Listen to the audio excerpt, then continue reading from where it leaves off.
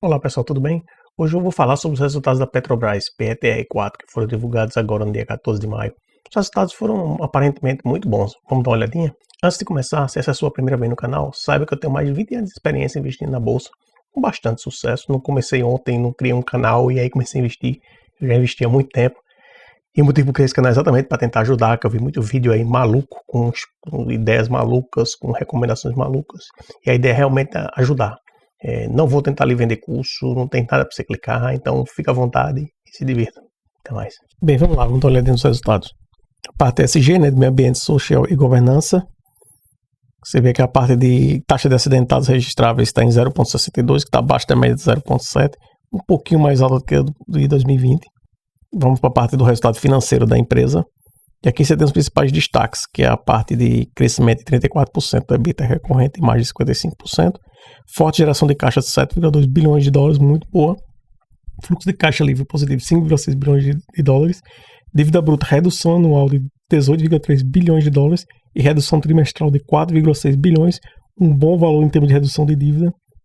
Recompra de bônus em 1,4 bilhão de dólares e pré-pagamento de dívidas em 300 milhões de dólares. Entrada de caixa com desinvestimentos de 201 milhões de dólares. Aumento de produção de petróleo e gás natural em 3% e recorde das vendas de diesel S10. Que está a parte do ambiente externo, isso aqui é o que influenciou bastante o resultado da empresa, né? Que é a parte do Brent, que é o barril do petróleo por dólar, que foi para 60 dólares e 90 centavos, um aumento de 38% em relação ao quarto trimestre de 2020, que era de 44,13. E a taxa de câmbio também ajuda, né? Porque estava em 5,40 e agora está em 5,47 no primeiro trimestre de 2021. E aí tem um câmbio de fim de período, tá vendo que teve um crescimento de 10%. Apesar que a empresa não exportou tanto assim, né, como antes, continuamos reduzindo o endividamento. Aqui mostra a redução do endividamento da empresa. 71 bilhões de dívida bruta, 58 bilhões de dívida líquida.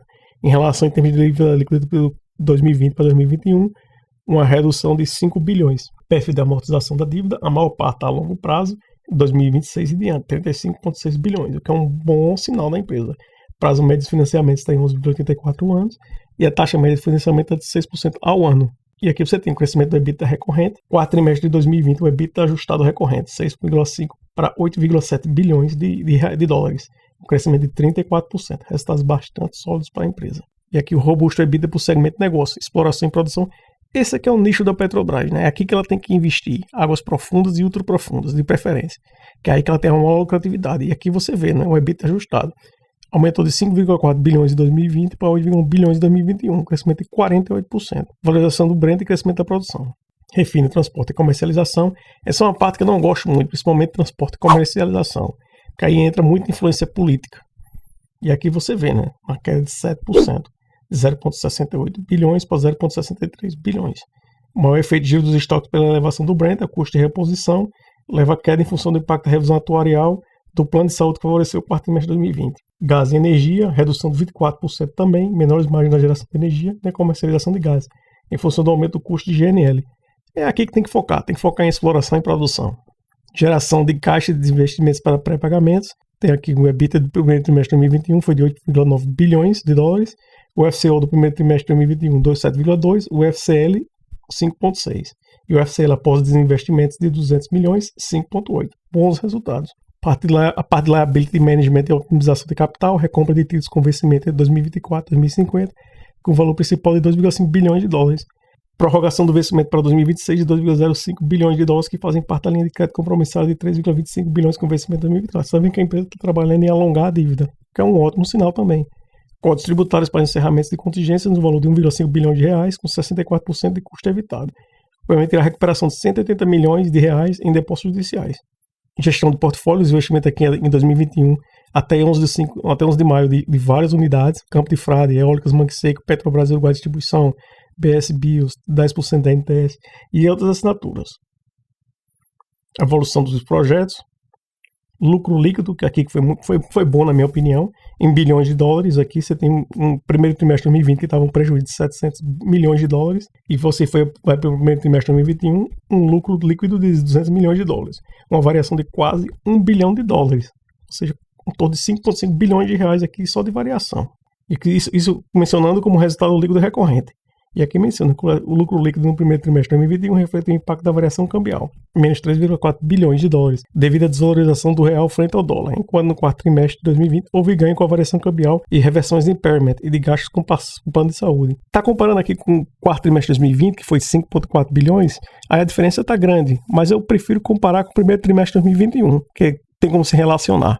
E aí mostra um resultado positivo. Destaques em exploração e produção. Agora vamos entrar com um pouquinho mais de detalhes na parte do desempenho financeiro da empresa. Aqui você tem os principais destaques do primeiro trimestre de 2021, que foi um aumento trimestral de 36% no EBITDA, ajustado recorrente, mesmo com menores volumes de vendas. Lucro líquido recorrente, impactado pelo efeito da depreciação do real sobre a dívida. Fluxo de caixa livre positivo em 31,1 bilhões de reais, um número muito bom.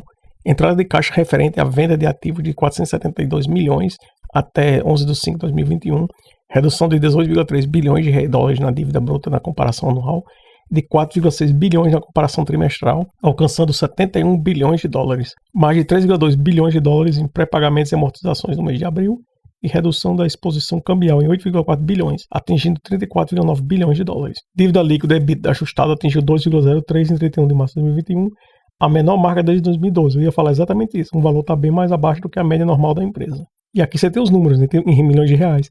Receita de vendas, você vê aqui quando você compara o primeiro trimestre de 2021 com o quarto trimestre de 2020, teve um crescimento de 14,9%, e quando você compara com o primeiro trimestre de 2020, 14,2%, 86 bilhões de reais contra 74 bilhões de reais.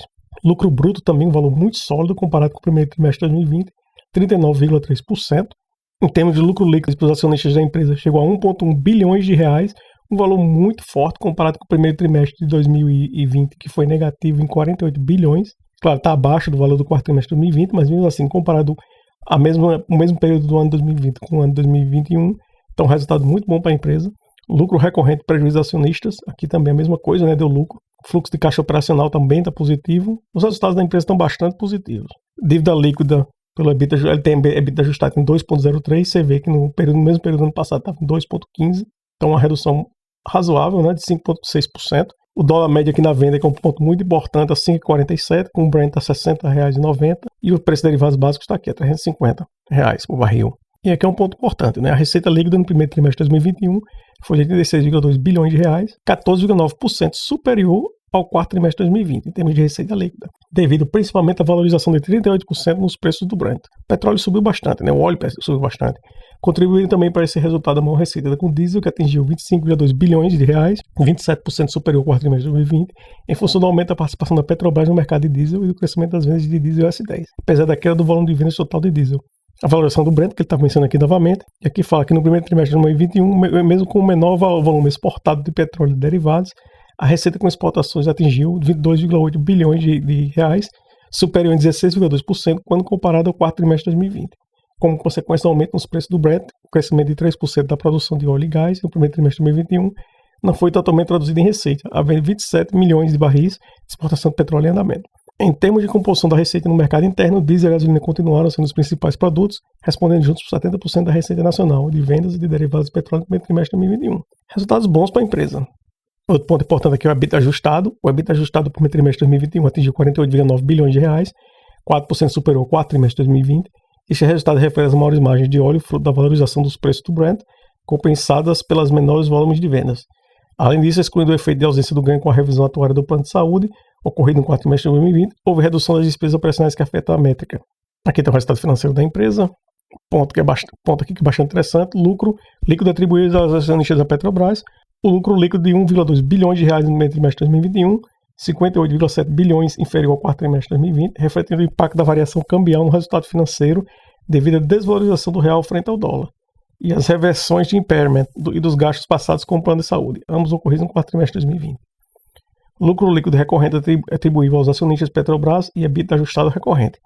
No primeiro trimestre de 2021, poucos itens não recorrentes impactaram os resultados, desconsiderando tais itens principalmente o impairment de 508 milhões de reais e o ágio na recompra de bonds de 1 bilhão de reais, registraram um lucro de 1,6 bilhões no primeiro trimestre de 2021.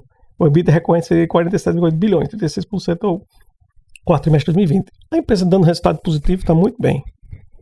Lucro líquido, 1,2 bilhões. Quando você compara com o quarto trimestre, fica horrível, né?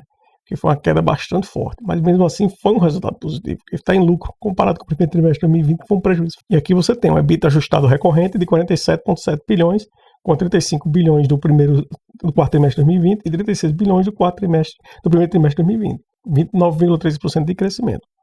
Bem, agora vamos dar uma olhada no preço da ação.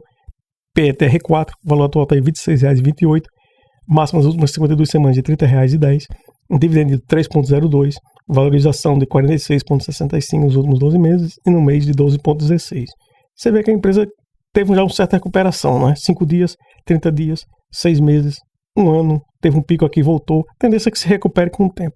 TAG long de 100%, um volume de liquidez diária enorme, dividendo novamente 3,02, PL de 48,23, um P sobre VP de 1,1, tá aqui, a média normalmente está em 0,84. 0,84 aqui, isso aqui é influência política, que ninguém está querendo investir para o governo está se metendo. Margem líquida 2,61, a margem baixa na minha opinião, está abaixo da média, que é de 5,82, essa média aqui de 5,82 já é um valor mais condizente com a realidade, um ROIC de 6,17.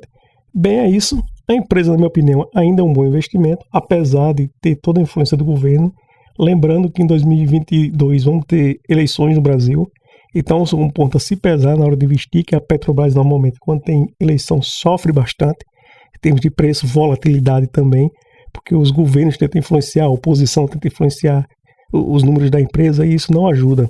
Então, antes de investir, faça a sua análise, analise os números da empresa, veja se esse é o tipo de investimento que você quer no seu portfólio e boa sorte. Bem, é isso. Se gostou, não se esqueça de se inscrever no canal. Nos vemos na próxima. Até mais.